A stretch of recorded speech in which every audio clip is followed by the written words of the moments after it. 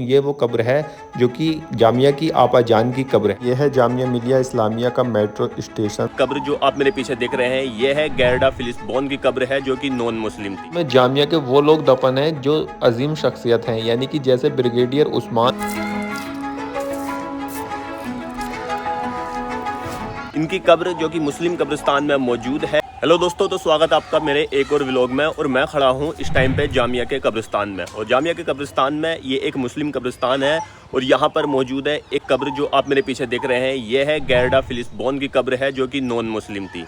इनकी कब्र जो कि मुस्लिम कब्रिस्तान में मौजूद है। क्या है इनकी हिस्ट्री और कौन है ये और क्या है इनका जामिया से ताल्लुक, मैं आपको इस पूरी वीडियो में बताऊंगा, तो आप मेरे व्लॉग में बने रहें। जैसे कि आप सामने देख सकते हैं, ये है जामिया मिलिया इस्लामिया का मेट्रो स्टेशन और इसी के पास में बिल्कुल जश्न में वो कब्रिस्तान मौजूद है। बट इसका रास्ता जो है वो जामिया मिलिया मेट्रो स्टेशन से उतरकर शाहीन बाग की तरफ को जो जाते हैं उधर को इसका रास्ता है। जो मेन रास्ता है वहीं से इस कब्रिस्तान की एंट्री है। इस कब्रिस्तान में दो पोर्शन है, जो बड़े वाले कब्रिस्तान में है, बाकी एक और कब्रिस्तान है वो अजीम डेरी का है। तो हमें अजीम डेरी के कब्रिस्तान में ही जाना है, बट रास्ता इसी कब्रिस्तान से होकर जाता है जो कि जामिया का सबसे बड़ा कब्रिस्तान है। इस बड़े वाले कब्रिस्तान में दो पोर्शन है, जिसमें एक कब्रिस्तान है जिसमें पक्की कब्रें हैं, उसमें जामिया के वो लोग दफन हैं जो अजीम शख्सियत हैं, यानी कि जैसे ब्रिगेडियर उस्मान जो कि मुख्तार अंसारी के नाना और ब्रिगेडियर थे हिंदुस्तान के, ऐसे ही जामिया के और लोग वहां पर दफन हैं। फिलहाल हम जा रहे हैं अजीम डेरी के कब्रिस्तान में, जो कि है तो एक मुस्लिम कब्रिस्तान, बट उसमें एक यहूदी महिला की कब्र है जिन्हें जामिया की आपा जान भी कहा जाता है और फर्स्ट लेडी ऑफ जामिया भी कहा जाता है। इस रास्ते पर आपको ऐसा सा एक रास्ता दिखेगा, यहीं से रास्ता कट रहा है उस कब्रिस्तान में को, और ये वाली वो गली है जो उस कब्रिस्तान में जाती है। ये देख सकते हैं आप, ये है वो कब्रिस्तान जो कि अजीम डेरी का कब्रिस्तान है और इस कब्रिस्तान पर लिखा हुआ है गुलशन फिरदौस। तो अब मैं कब्रिस्तान के अंदर आ गया हूँ। यहाँ पर मुझे थोड़ा सा टाइम तो लगा कब्र ढूंढने के लिए, बट मुझे थोड़े ही टाइम में कब्र मिल गई थी। आप देख सकते हैं ये वो कब्र है जो सामने को आपको मैं दिखा दूं। ये वो कब्र है जो कि जामिया की आपा जान की कब्र है। इनके बारे में चलिए अब कुछ बात करते हैं। गैरडा फिलिप्सबोर्न की जर्मन मैम साहब से लेकर जामिया की आपा जान बनने तक की यात्रा 1933 में शुरू हुई। अंग्रेज शासित भारत में श्वेत यूरोपीय महिलाओं को सम्मान में मैम साहब कहा जाता था। उनकी दोस्ती तीन भारतीय जाकिर हुसैन, मोहम्मद मुजीब और आबिद हुसैन से बर्लिन में पढ़ाई के दौरान हुई। उन्हीं के साथ फिलिस्बोर्न भारत आई थी। ये लोग ही आगे चलकर जामिया के मुख्य संस्थापक बने और भारत के राजनीतिक इतिहास में भी महत्वपूर्ण भूमिका निभाई। इनमें जाकिर हुसैन 1967 में देश के तीसरे राष्ट्रपति बने। आप देख सकते हो कि इस कब्र के पत्थर पर गैरडा फिलिप्सबोर्न का नाम और उनकी जन्म की डेट और मृत्यु की डेट लिख रही है। ये एक कब्रिस्तान जो कि अजीम डेरी के पास है। यहाँ पर बहुत से ऐसे जामिया के लोग दफन हैं। और एक कब्रिस्तान जो बड़ा कब्रिस्तान है वो पीछे की साइड है, वो ओखला जामिया का कब्रिस्तान है। बट ये कब्रिस्तान बहुत छोटा सा और छायादार कब्रिस्तान है। इस कब्रिस्तान में ही दफन है गैरडा फिलिस्बोर्न जो कि एक यहूदी महिला थी, जिन्हें first lady of Jamia Millia Islamia भी कहा जाता है। स्वतंत्र आंदोलन में शामिल जाकिर हुसैन, मोहम्मद मुजीब और आबिद हुसैन अक्सर फिलिप्सबोर्न से एक संस्था बनाने की अपनी योजना के बारे में बात करते थे, जो भारत की आज़ादी की लड़ाई में योगदान दे सके।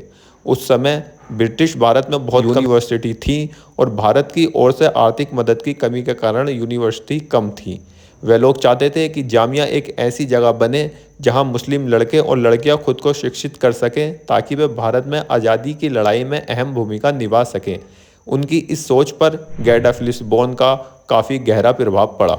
इनकी कब्र पर मिर्ज़ा गालिब का एक बहुत मशहूर शेर भी लिखा हुआ है, न होगा यक बयाबा मादगी से ज़ो के कम मेरा, हुबाब मौजा रफ्तार है नक्शे कदम मेरा। इस शेर का मतलब कुछ इस तरीके से है कि अगर मैं तन्हा हूँ, अकेला हूँ, तो इस वजह से मैं खुद को नहीं रोक सकता। मैं एक बुलबुले की तरह हूँ जो एक जगह नहीं रुक सकता, चलता रहूँगा, ना थकूँगा। गैरडा फिलिप्सबोर्न का जन्म 1895 में एक धनी परिवार में हुआ था। उन्होंने अपने आसपास अपने जीवन में दुनिया को युद्ध, औद्योगिकरण और यहूदी विरोधी लहर के कारण बदलते देखा था।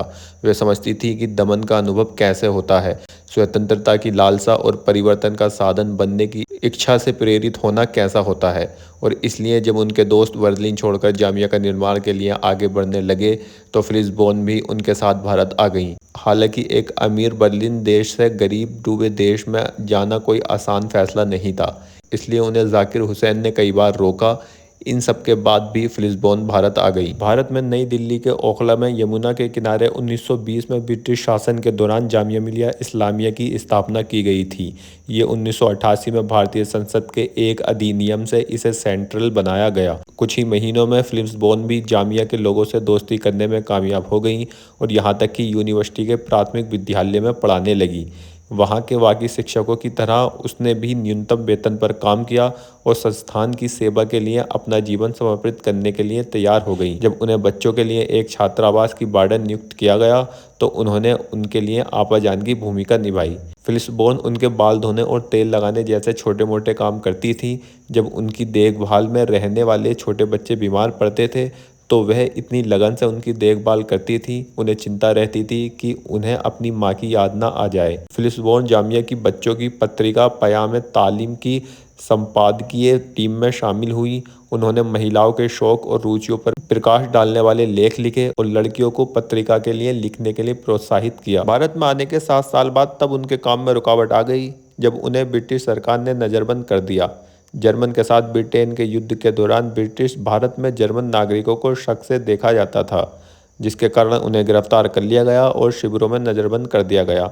उन्हें डर था कि कहीं उन्हें जर्मन वापस ना भेज दिया जाए। शिविर में लाए जाने के बाद कुछ महीने बाद ही फिलिसबोन को गैस्ट्रिक अल्सर हो गया।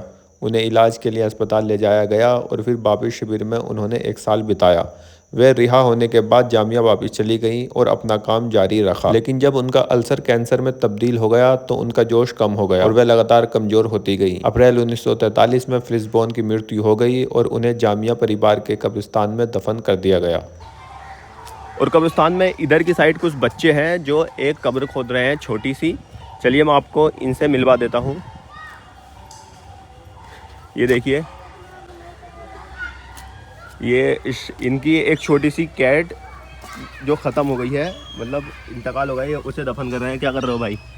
हैं? भाई दफन कर रहे हैं, घोल बना रहे हैं इसके ऊपर से ताकि पक्की हो जाए।